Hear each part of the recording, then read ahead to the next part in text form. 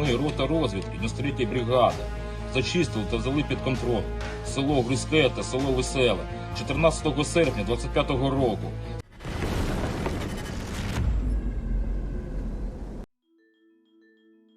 Just one day after the meeting between Presidents Trump and Putin, Ukrainians are back to business.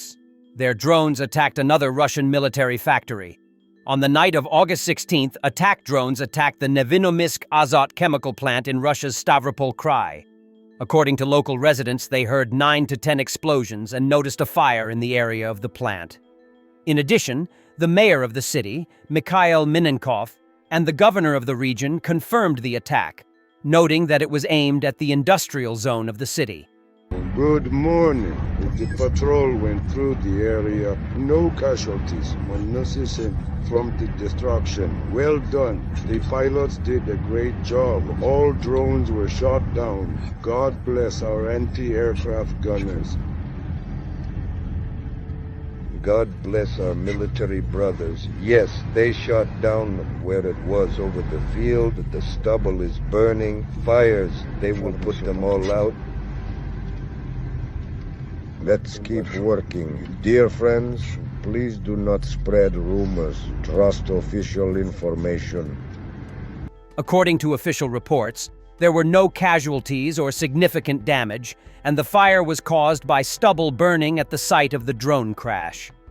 It should be noted that this is the third attack on Nevinomysk Azot in the summer of 2025, according to Astra. The previous attacks took place on June 14th and July 25th.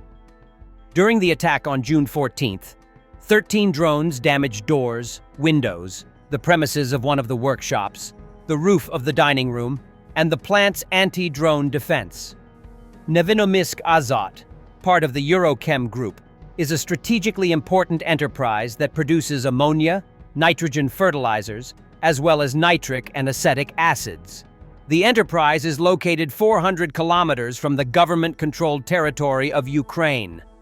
According to Reuters, from 2022 to 2024, the plant, together with Novomoskovsk Azot, supplied at least 38,000 tons of acetic acid and almost 5,000 tons of nitric acid to the Sverdlov plant in Russia's Nizhny Novgorod region, which is used to produce explosives, including octogen and hexogen, for artillery shells.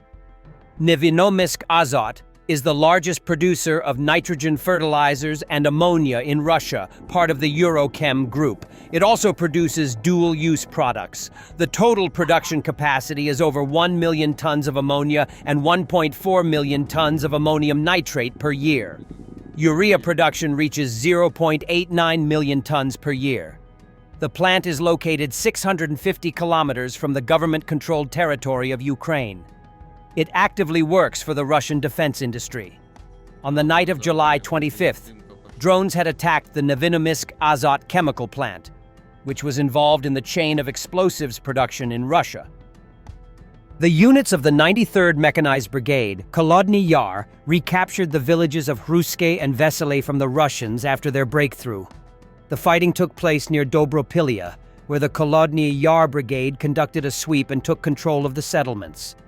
During the operation, intelligence units, unmanned aerial vehicles, and artillery were actively involved, which allowed them to effectively destroy the enemy. According to the military, the battles also involved the use of ground-based robotic strike systems and robots with machine gun turrets, which were used to storm the occupiers' fortified positions. As a reminder, the Russian breakthrough took place on August 8th. Within 5 days, the enemy advanced along a narrow section of the front to a depth of about 15 kilometers. From Kucherevyi Yar, the Russians penetrated Vesele, where they began to amass infantry. Up to 24 occupants were recorded there in just 1 day. At the same time, the enemy tried to develop an offensive in the sector of the Dobropilya-Kramatorsk highway, reaching the areas of Novovodiane and Petrivka. After the situation stabilized, the Ukrainian Defense Forces deployed reserves, which allowed them to cut the breakthrough corridor and stop the enemy's advance. The 1st Azov Corps of the National Guard, along with its attached units, not only held off the attack, but also cut off some of the Russian assault groups, encircling them. Earlier, the soldiers of the 93rd Mechanized Brigade captured 4 Russians from the 162nd Separate Guards Motor Rifle Brigade, military unit 52892. The prisoners, aged 20 to 28, confirmed their affiliation with the unit during interrogation. According to the photo evidence, the Russian Syzran oil refinery was heavily damaged after Ukrainian strikes. The key ELOU AVT-6 crude oil distillation unit at the Syzran oil refinery was hit, along with significant damage to several storage tanks. AVT-6 is the refinery's main processing unit, handling atmospheric and vacuum distillation, as well as secondary distillation and gasoline. Sean Hannity is trying to squeeze out of Trump what he agreed upon with Putin. Almost everybody's kind of universal thinking, how this ends. There's going to be some land swaps. There will be more Russian territory than there had been. And what Ukraine wants and needs desperately is our security measures that won't be NATO related. If you had to look into your crystal ball, is that how it ends? Well, I think those are points that we negotiated, and those are points that we largely have agreed on, actually. I think we've agreed on a lot. And I can tell you, the meeting was a very warm meeting. You know, he's a strong guy, he's tough as hell and all of that. But the meeting was a very warm meeting between two very important countries, and it's very good when they get along. I think we're pretty close to a deal. Now, look, Ukraine has to agree to it. Maybe they'll say no. And this is a power move. Trump flied a B-2 Spirit stealth bomber and F-22 fighter jets directly over Putin's head during red carpet handshake after Putin tested Burevestnik nuclear-powered cruise missile before embarking to Anchorage, Alaska for the meeting. Talk about flexing.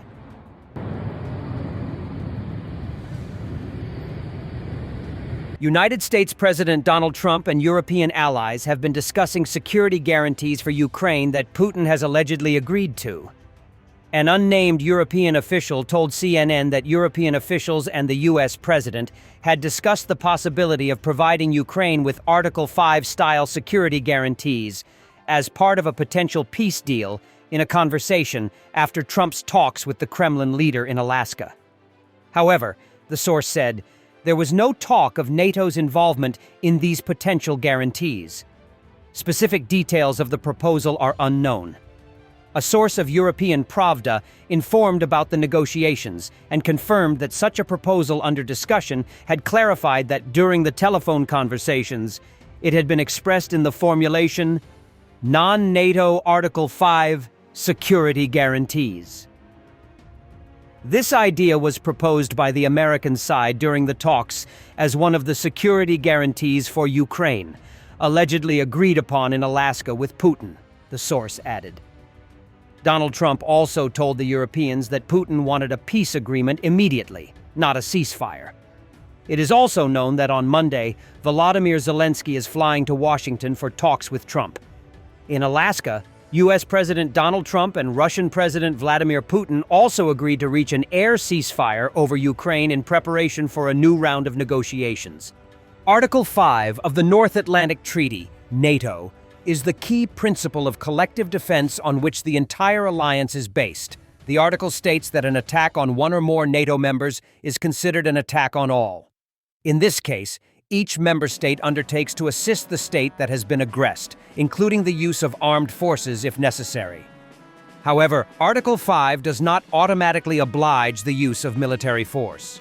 It is up to each state to decide how to help, from military participation to political or material support. But the very fact that this provision exists significantly restrains potential aggressors. Throughout NATO's history, Article 5 has been officially activated only once, after the September 11, 2001 terrorist attacks in the United States. Then the Allies supported Washington in the fight against terrorists and took part in missions in Afghanistan. Thanks for watching, and don't forget to subscribe. Also, if you want to support Warthog Defense, please become our member and get early access to new videos, exclusive members-only videos, and become administrator in comments section. The membership link is in the description. Rescues every day. We had a guy last week, it's 6 rescues in 6 days. You know, he's doing the job every day.